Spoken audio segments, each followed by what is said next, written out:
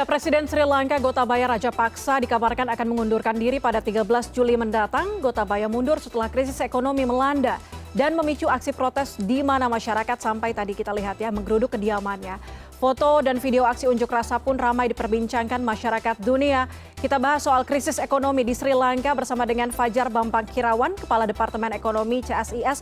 Pak Fajar, selamat malam. Selamat malam Mbak Puspa. Pak Fajar, terima kasih sudah bergabung bersama kami. Kalau kita bahas soal krisis ekonomi yang terjadi di Sri Lanka, kita mundur ke 2019 sebelum pandemi. Apakah Sri Lanka dikatakan sudah cukup baik mengelola keuangan negara atau justru sudah terpeleset begitu dengan banyaknya proyek infrastruktur di negara mereka? Baik, kalau misalkan saya lihat dari data yang ada, misalkan terkait dengan masalah manajemen hutang gitu ya, rasio hutang terhadap PDB, dan juga terkait dengan rasio defisit anggaran Sri Lanka terhadap PDB, memang di tahun 2018 ke 2019 dan juga menuju ke 2020 itu mengalami peningkatan yang luar biasa. Jadi kalau kita bicara masalah hutang misalkan, ya kalau hutang itu kita bisa lihat bahwa memang ada peningkatan yang cukup tajam, kisaran 80-an%, sekarang itu bisa mencapai 100% rasionya terhadap PDB. Begitu juga kalau kita bicara masalah tadi, bagaimana sih sebenarnya kesehatan keuangan di menurut saya kalau kita bisa lihat dari rasio defisit anggaran terhadap PDB itu memang juga mengalami peningkatan yang luar biasa, khususnya mungkin gara-gara pandemi ya. Di kisaran 5% di 2018, kemudian naik menjadi 9% di 2019, dan sekarang itu di kisaran 12%. Kalau kita bandingkan sama di Indonesia, menurut saya memang jauh sekali ya, karena kita ini masih bisa dibilang memberikan rasio defisit anggaran terhadap PDB itu maksimum 6% ketika krisis yang lalu. Oke. Kita tahu informasi terakhir IMF menawarkan solusi bailout dalam krisis ekonomi di Sri Lanka, meminjamkan uang begitu, meminjamkan dana.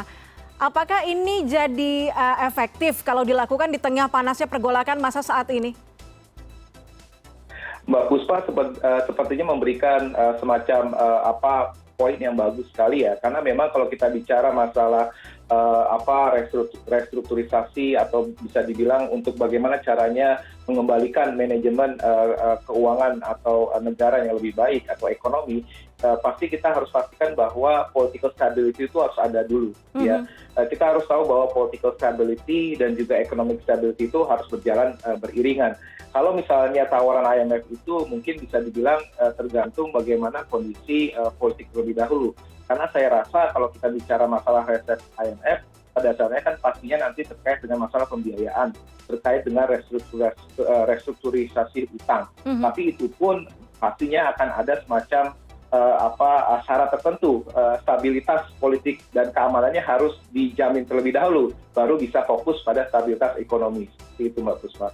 Artinya dalam waktu dekat bailout ini belum bisa terjadi mengingat apa yang sekarang terlihat di lini masa, banyak aksi protes, unjuk rasa, penggerudukan di kediaman presiden bahkan. Ya, yang saya ikuti adalah memang perbincangan itu masih terus ada ya antara pemerintah Sri Lanka dan juga IMF.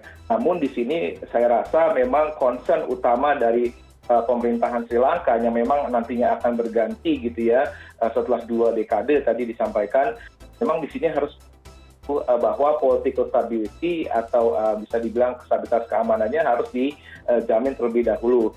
Baru setelah itu mungkin mereka akan fokus pada masalah stabilitas ekonomi yang mungkin salah satunya bagaimana cara menyehatkan kembali keuangan negara dan juga bisa dibilang berusaha untuk merestrukturisasi utang yang memang ini menjadi salah satu catatan bagi pemerintahan Sri Lanka. Oke, kalau kita bahas tadi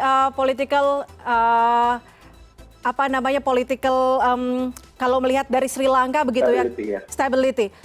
Sri Lanka terlihat kehilangan kepercayaan begitu antara negara lain dan juga organisasi internasional lain. Ini mundurnya presiden nanti tanggal 13 Juli mendatang. Jadi lampu hijau artinya bisa mengembalikan situasi dan juga renegosiasi dengan investor atau kreditur?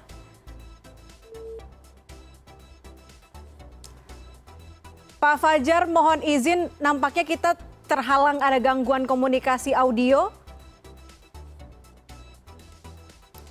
Baik, kita sambung nanti. untuk mengembalikan audio dari Pak Fajar, Kepala Departemen Ekonomi CACS, kita ke informasi berikutnya. Rumah Perdana Menteri Sri Lanka Ranil Wickremesinghe dibakar massa pada Sabtu dan peristiwa ini terjadi beberapa jam setelah massa menyerbu Istana Presiden di Colombo. Petugas pemadam kebakaran yang berada di lokasi bergegas melakukan upaya pemadaman. Aksi massa ini merupakan serangkaian demonstrasi yang telah berlangsung di Sri Lanka. Ini menjadi puncak dari masalah sipil dan politik yang terjadi di Sri Lanka akibat krisis ekonomi yang melanda negara tersebut. Sebelumnya para pengunjuk rasa sempat menyerbu kediaman dan kantor presiden. Ratusan dari mereka merangsek masuk bahkan hingga berenang di kolam renang presiden, mengambil makanan dari dapur, bahkan tadi menggunakan sejumlah fasilitas yang ada di rumah presiden ya.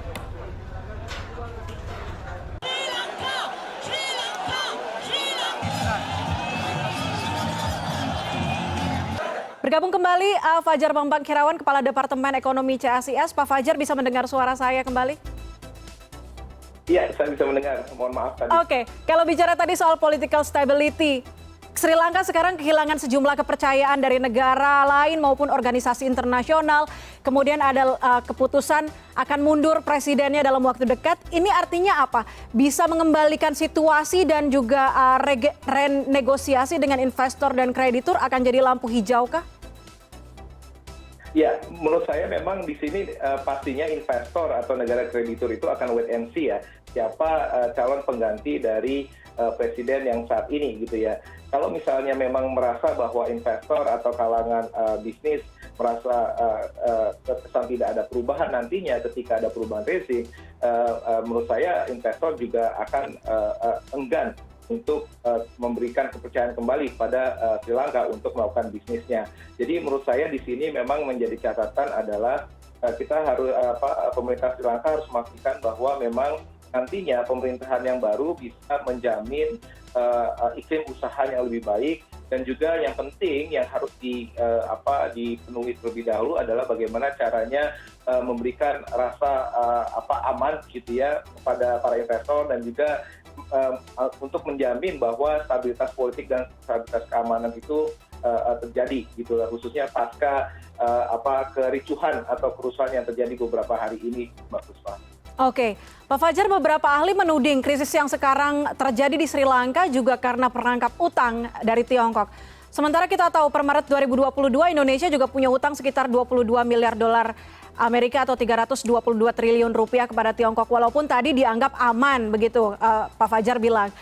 Bagaimana melihat pemerintah Indonesia mengantisipasi hal yang mungkin bisa terjadi di waktu yang akan datang? Fenomena hutang ini memang selalu menjadi buah bibir ya di kalangan pengamat dan juga praktisi.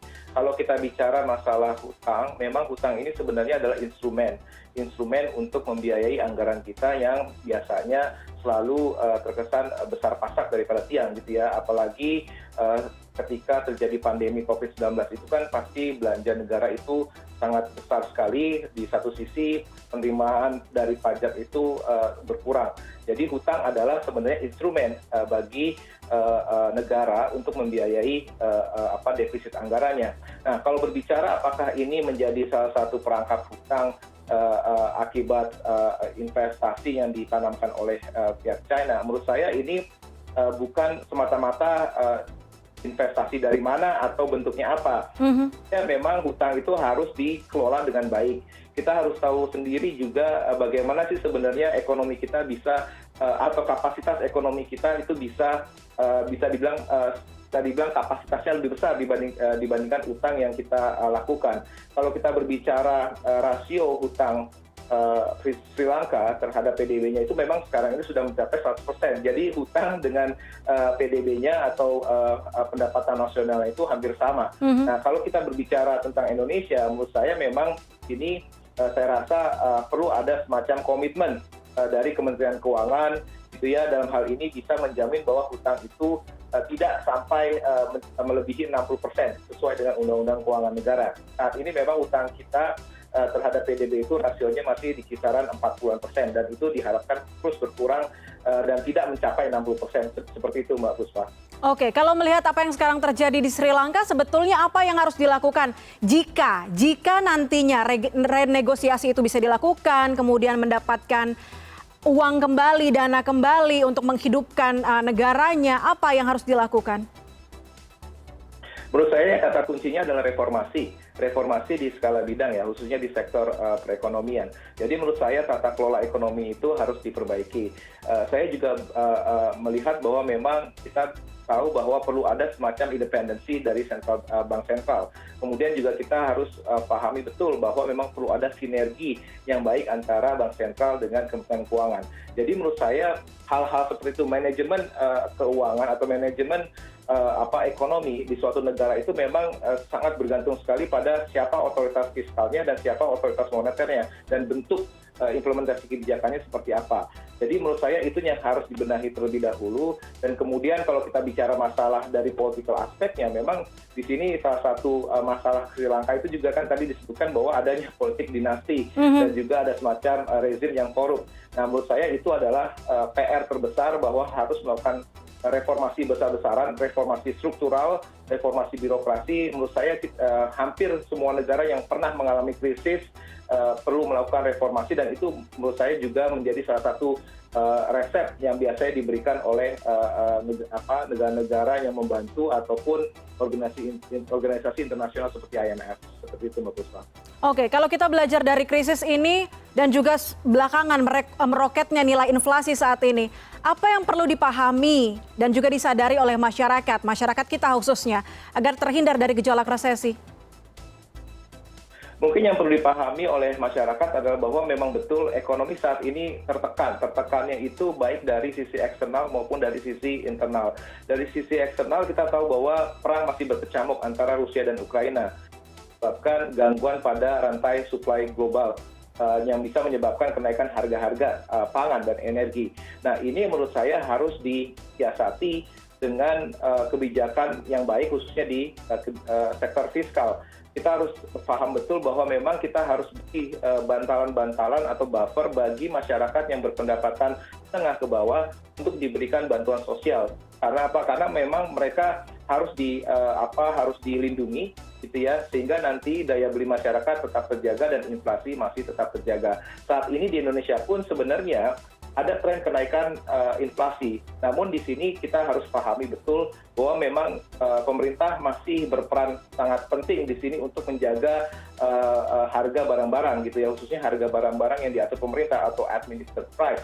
Maka dari itu core inflation-nya setidaknya masih dalam kisaran 2-4% sesuai dengan target inflasi dari Bank Indonesia. Oke, kita kalau ngomongin soal krisis ekonomi nampaknya akan panjang, apalagi kalau kita belajar dari krisis ekonomi di Sri Lanka. Tapi terima kasih banyak atas informasinya, Fajar Bambangkirawan, Kepala Departemen Ekonomi CSIS, sudah bergabung bersama kami malam ini di CNN Indonesia Connected.